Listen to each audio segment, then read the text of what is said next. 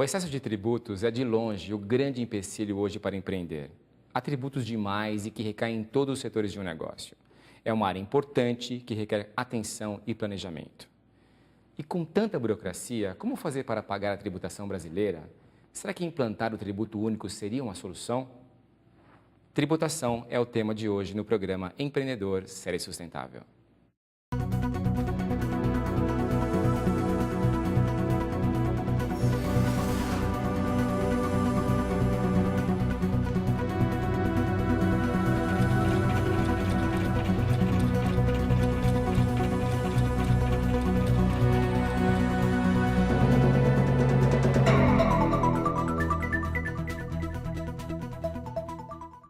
Para falar sobre tributação, que é o tema de hoje, eu converso com o professor Adilson Luizão, contador e mestre em controladoria.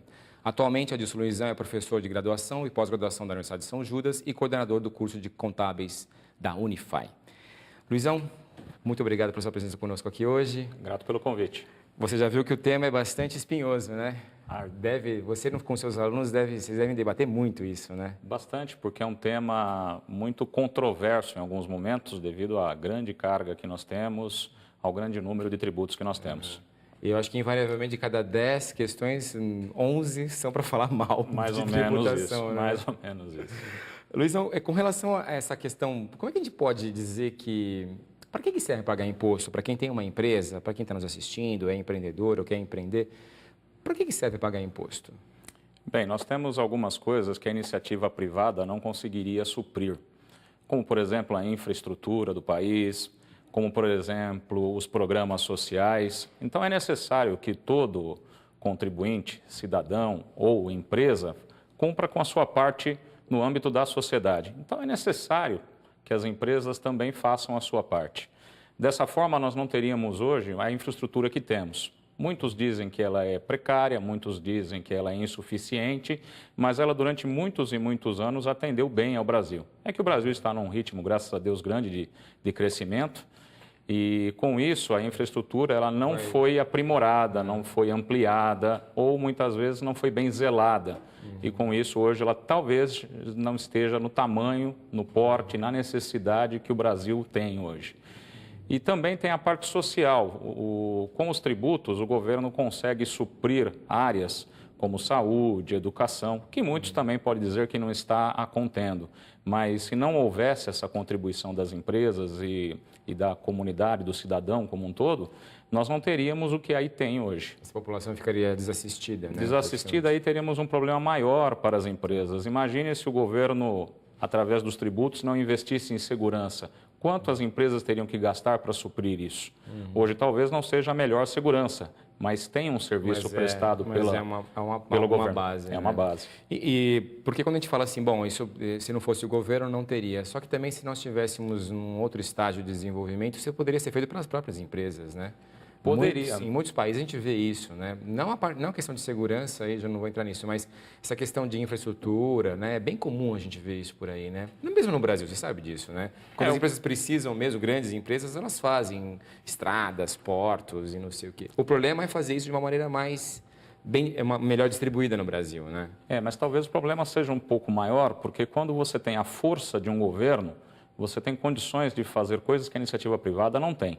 Se você vai, por exemplo, fazer uma nova estrada, imagine a iniciativa privada tendo que desapropriar tudo. Não teria condições. Hoje você tem iniciativa privada nas estradas, o que é bom, tem melhorado, tem dado qualidade, mas as estradas já estavam aí. O governo está por trás, né? Toda aquela parte de desapropriação de construção já havia sido feita.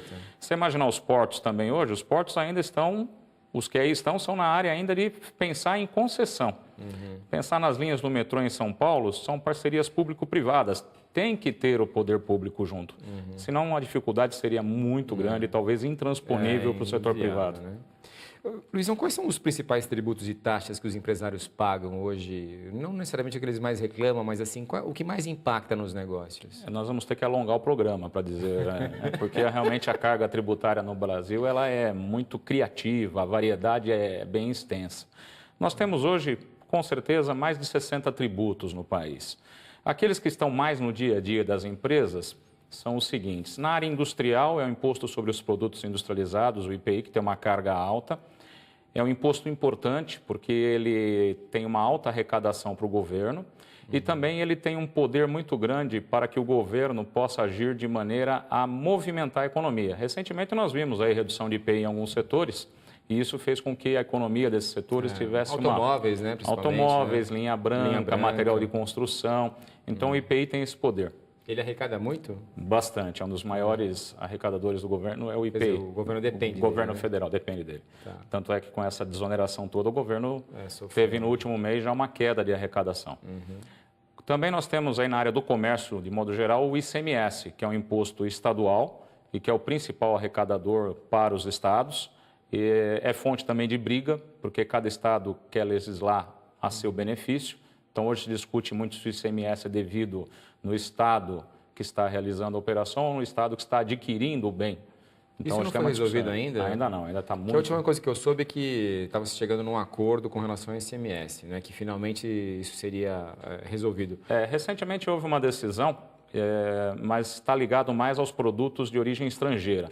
Então, houve uma consolidação de um percentual único do ICMS, independente de origem e destino, quando a operação é interestadual e quando esse material teve origem estrangeira. Tá. Mas no nível nacional a briga ainda é grande, com concessões de benefícios em determinadas áreas, e aí gera uma concorrência desleal.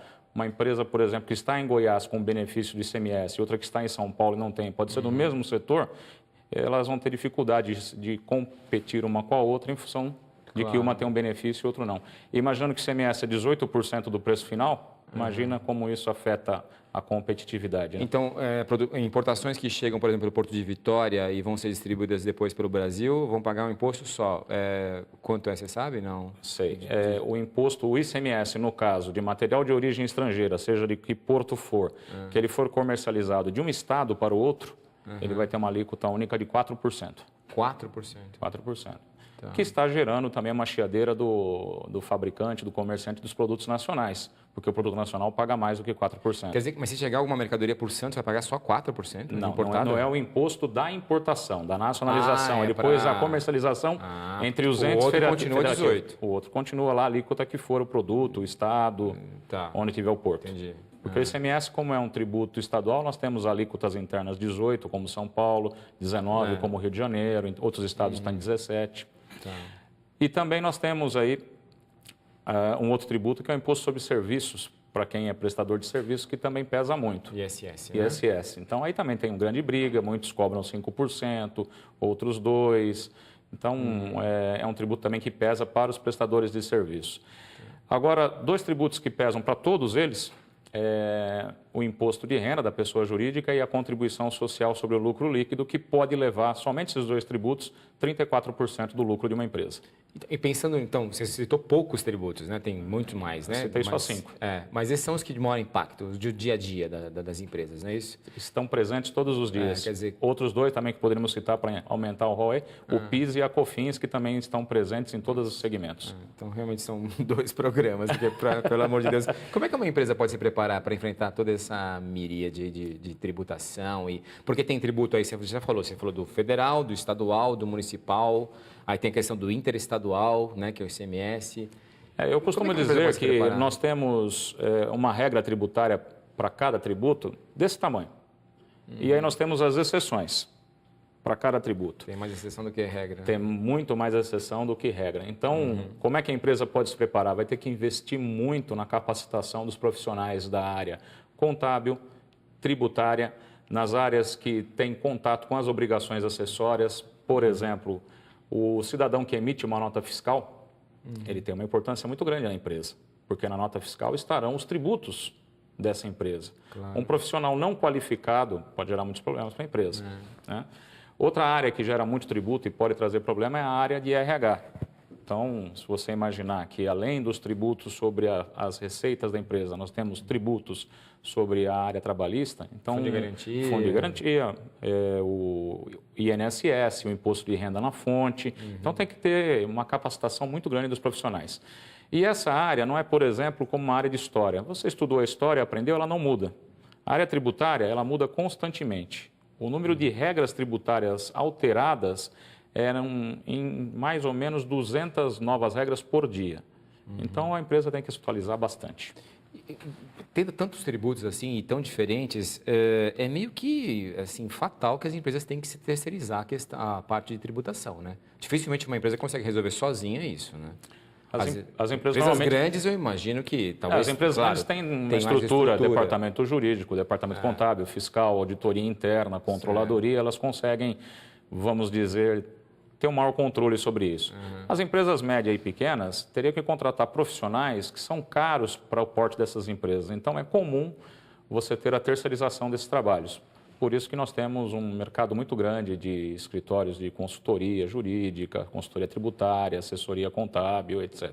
Você acha que isso, os sistemas integrados, estou me referindo mais a sistemas integrados, né, que fazem todo o processo dentro da empresa e tal, por causa desses sistemas, ainda a terceirização é fatal? Quer dizer, a empresa tem que terceirizar mesmo? A terceirização hoje ela é muito forte ainda, é uma coisa antiga, mas ela é muito forte. Até por conta dessa facilidade tecnológica, hoje é muito tranquilo você importar e exportar dados. Então, a empresa que tem um ERP, ou mesmo que não tenha, ou que use um sistema modesto de faturamento, você cruza dados, importa dados, exporta dados e faz um trabalho mais de checagem, de análise, de conferência, de verificar se aquele tributo está sendo apurado corretamente. A gente acaba com a informatização trazendo o escritório mais para perto da empresa, né? Como se fosse o anexo da empresa, né? Exatamente. Você se comunica assim muito tranquilo, né? Virou quase um departamento sem estar fisicamente ali. Não está grudado, né? Isso, exatamente. Mas hoje é importante, porque criar toda essa estrutura internamente ainda não é viável para determinados portes de empresa. Né? Tá, então, uma empresa pequena, por exemplo, ela pode, por exemplo, fazer uma associação com outras empresas, trabalhar numa espécie de cooperativa com relação à tributação? É viável isso? Eu acho que só no sentido de tentar entender melhor a tributação do seu setor. Tá. E com isso, quem sabe, encaminhar algumas demandas. Mas no sentido de fazer as suas apurações, de fazer as suas escriturações, acho que por aí não. No próximo bloco, vamos falar mais sobre tributação. O programa Empreendedor vai para um rápido intervalo e volta já.